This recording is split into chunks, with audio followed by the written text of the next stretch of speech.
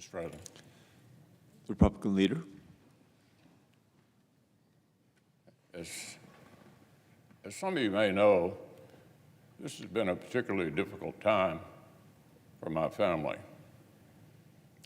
We tragically lost Elaine's younger sister, Angela, just a few weeks ago. When you lose a loved one, particularly at a young age, there's a certain introspection that accompanies the grieving process. Perhaps it is God's way of reminding you of your own life's journey, to reprioritize the impact of the world that we will all inevitably leave behind. I turned 82 last week. The end of my contributions are closer than I'd prefer. My career in the United States Senate began amidst the Reagan Revolution. The truth is, when I got here, I was just happy if anybody remembered my name. President Reagan called me Mitch O'Donnell. Close enough, I thought. My wife Elaine and I got married on President Reagan's birthday, February 6th. It's probably not the most romantic thing to admit, but Reagan meant a lot to both of us. For 31 years, Elaine has been the love of my life, and I'm eternally grateful to have her by my side.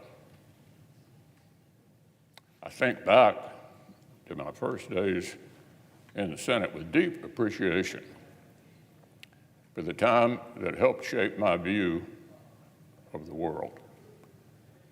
I'm unconflicted about the good within our country and the irreplaceable role we play as the leader of the free world. It's why I worked so hard to get the national security package passed earlier this month.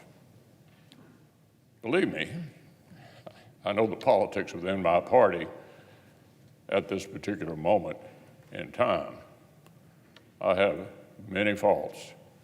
Misunderstanding politics is not one of them. That said, I believe more strongly than ever that America's global leadership is essential to preserving the shining city on a hill that Ronald Reagan discussed. As long as I'm drawing breath on this earth, I will defend American exceptionalism. So as I've been thinking about when I would deliver some news to the Senate, I always imagined a moment when I had total clarity and peace about the sunset of my work. A moment when I'm certain I have helped preserve the ideals I so strongly believed.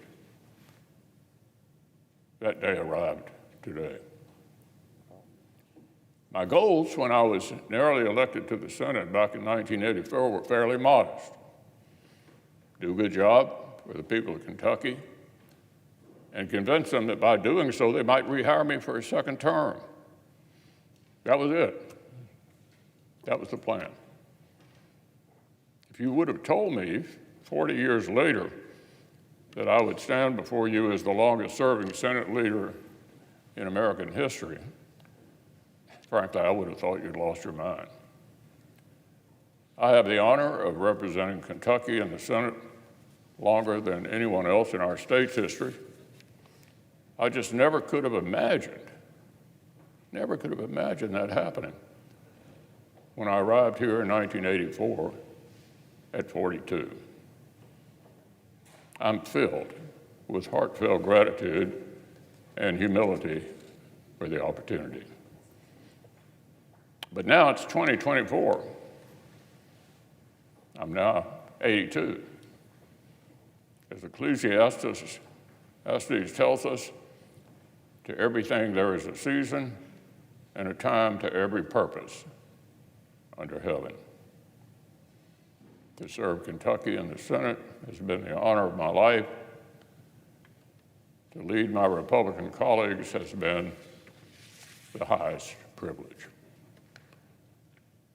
But one of life's most underappreciated talents is to know when it's time to move on to life's next chapter.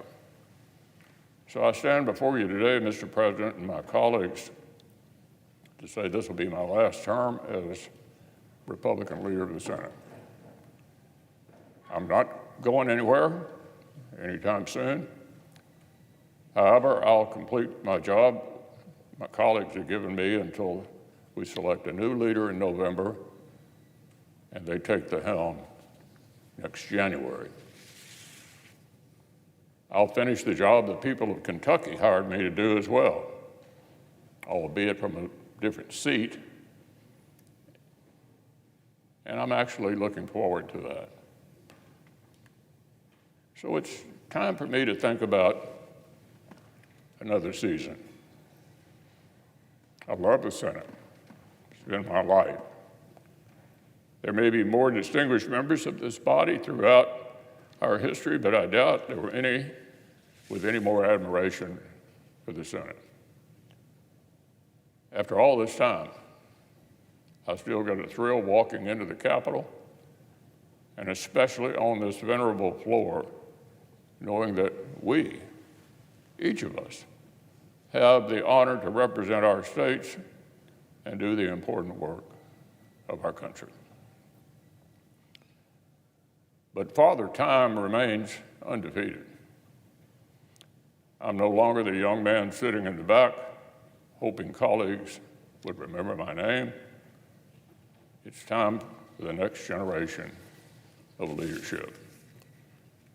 As Henry Clay said in this very body in 1850, the Constitution of the United States was not made merely for the generation that then existed, but for posterity, unlimited, undefined, endless, perpetual posterity.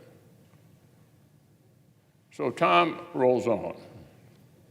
There'll be a new custodian of this great institution next year.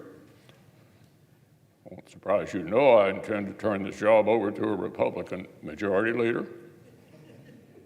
I have full confidence in my conference to choose my replacement and lead our country forward. There'll be other times to reminisce. I'm immensely proud of the accomplishments I've played some role in obtaining for the American people. Today is not the day to discuss all of that, because as I said earlier, I'm not going anywhere anytime soon. There are many challenges we must meet to deliver for the American people, and each will have my full effort and attention. I still have enough gas in my tank to thoroughly disappoint my critics, and I intend to do so with all the enthusiasm with which they've become accustomed. So to my colleagues, thank you for entrusting me with our success.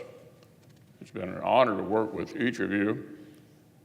There'll be plenty of time to express my gratitude in greater detail as I sprint towards the finish line, which is now in sight. I yield the floor.